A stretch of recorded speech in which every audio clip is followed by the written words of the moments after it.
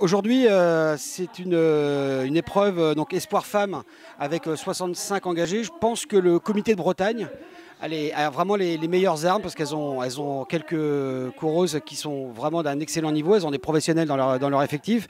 Il y a Amandine Fouquenet, il y a Marie-Morgane Ledinf voilà, deux pros dans le team Arkea. Elles ont aussi dans leur rang Cédrine Carbéol qui a été championne de France espoir du contre-la-montre il y a 48 heures. Donc voilà, à mon avis, le comité de Bretagne, de toute façon, devra prendre les choses en main et sera probablement, en tout cas, les favorites et sera l'équipe qui devra faire la course.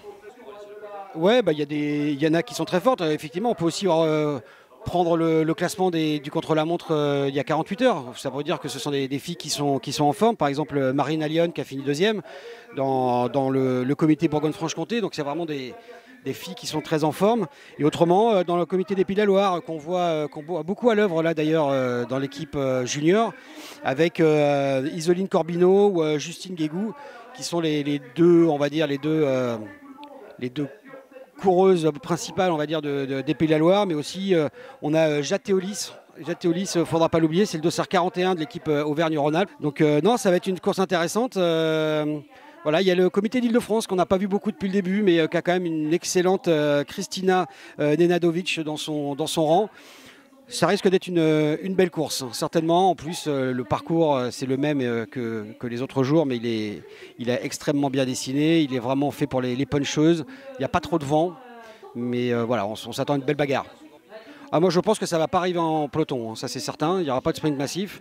Le parcours est trop sélectif pour ça.